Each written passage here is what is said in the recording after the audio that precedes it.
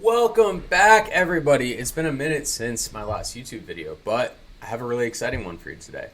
I played Daniel Naroditsky, Dania, in an over-the-board tournament in real life. And that was, I gotta say, a pretty great experience. I love watching Danny play. I like his style, and obviously he's a super strong player. So having the opportunity to play him, we randomly got paired together in a rated tournament in the first round. Yeah, I mean, that kind of tells you all you need to know. Typically, the number one player gets paired against the person who's in the 50th percentile of the total tournament attendees. And obviously, it's going to be a bit of a challenge for me to play a super high-rated player, let alone a strong grandmaster in the first round of an over-the-board tournament. But I did. My strength is around 2,000 rapid online. Over the board, I am many hundred points less than that. So I'm playing somebody, in this case, Dania, who is 2,700 USCF, well over 2,600 FIDE, online, maybe arguably a top 3 player with no increment. So I had my work cut out for me, and I was just trying to have fun.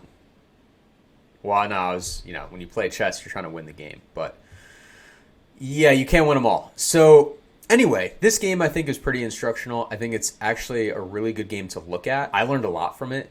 There's some pretty instructive moments, a few actually, that I think you'll enjoy. So, without further ado, let's get into the game. Alrighty, here's the game. It started out with e4. Now, of course, those of you who follow Danny's games, his Frankfurt Airport games on his rapid speedrun on chess.com, he very often is playing e4. He plays the Alpine Sicilian, the c3 Sicilian, and he sort of says that he plays this to get his opponents out of book. c3 Sicilian is a very solid opening, which, again, he plays here. And it sort of sidesteps some of the theory that opponents could spring on him if he were to play his primary opening, which goes something like this. This is Danny's primary opening, which is the Jobava London.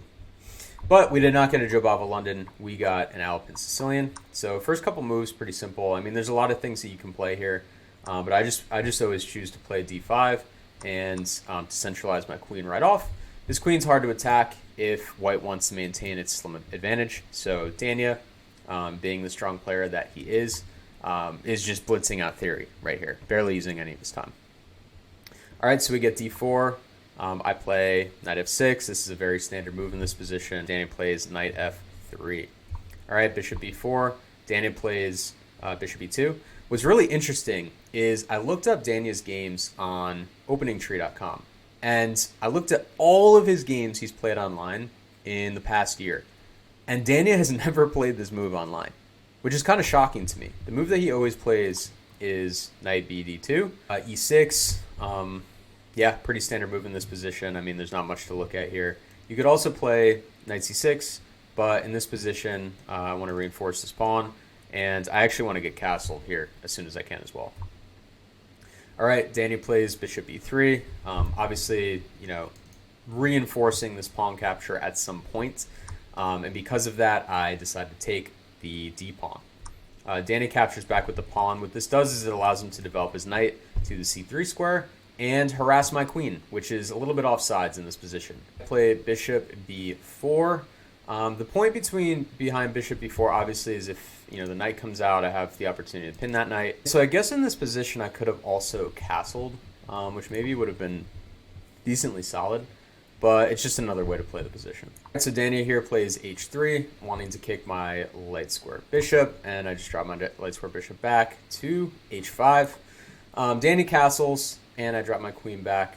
The real reason there is because the knight is no longer pinned. So without the knight being pinned to the king, there's a threat on my queen, and I don't want to lose my queen. So I drop my queen back all the way to d8, and Danny develops his queen. So in this position, I was like, okay, obviously I can take. There's a little bit of an X-ray attack here, and once he pushes this pawn, my bishop is going to have to move. So in a lot of these Sicilian positions, you actually don't care too much about these b pawns if you can, for example, castle your king and get out of the way. This is what I should have done. But unfortunately for me, I did not. I did not do that. And I thought I was so brilliant here by playing a5.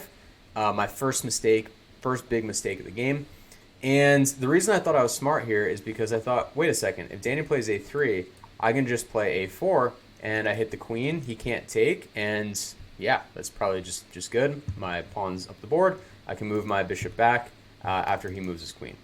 But when you're playing somebody who's very good at chess, or even just in any over-the-board tournament, honestly, it's very easy to get rattled and start seeing things, and in this case, that's what happened to me. Because obviously in this position, Danny can just take the pawn with the knight, and what am I doing? I'm going to have to move my bishop anyway, and I just blundered a pawn. So as soon as this happened, I was like, shoot, that's an issue. I don't want to actually do that because it's not good. So instead, I just take the knight. Danny recaptures, and I don't think you want to try to protect this pawn, honestly. It's going to be very easy to double up, say if I protect with my queen, and then if I ever try to protect with my rook, this bishop comes in. So yeah, and this bishop's going to be on a super strong diagonal. He can always go back like to h2 if he needs to. So I decide not to do that. I castle, Danny takes the pawn, and I drop the knight back here. So obviously the knight is loose and it's hanging in this position. But I also thought that there were some interesting jumps, some good jumps that I could make with this knight. I don't have an advantage, honestly, in development, so I'm trying to somehow get some space and counter the fact that I'm down this pawn. And Danny's got a passed pawn here. So yeah, I'm feeling the heat right here. So after Danny drops the queen back, I developed the knight. Obviously, I'm threatening this bishop, and I'm just grabbing some more space in the center. Not super great, but yeah, he can't push this pawn because I just take, and I'm threatening the rook. So Dania protects the bishop with the queen, and I grab the file while I can. Dania pushes the c pawn, and this is a passed pawn. So passed pawns get pushed. Is that the saying? I think it is, something like that. After Danny pushes the pawn, I jump in, and I think I'm really great, getting more space here. And for some reason, I thought that there was a good opportunity here to trade down a little bit, and also, yeah, take one of the bishops off the board so he doesn't have the bishop pair. Because bishop pair in open positions is really strong.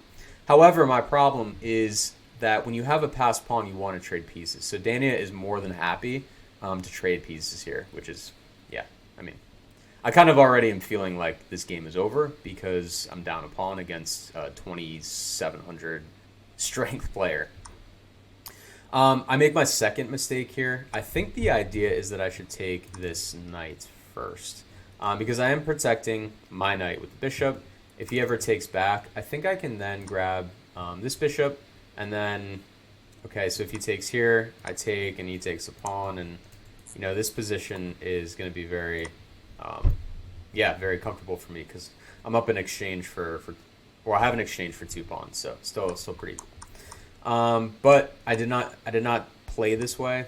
What ended up happening is that instead I jumped the gun and I took the dark square bishop first. Again, just a mistake in move order here.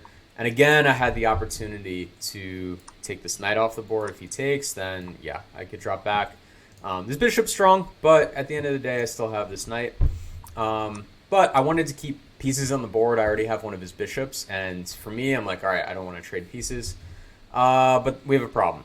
And that problem is that this bishop can immediately be threatened. And it's not only that the bishop is threatened, but this knight is going to be unprotected. For example, if I make a wild move, he takes, and then obviously the knight hangs. And there's no really great places to put the knight.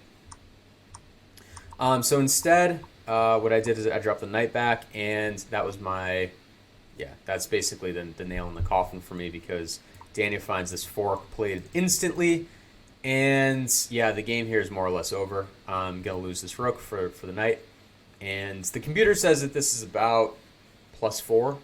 But against someone like Dania, it's going to be really, really tough to play on. I didn't resign. In this position, Dania found a really nice way to end the game. But for your sake and for mine, to not torture myself going through a really uncomfortable position, this is where I will end the analysis.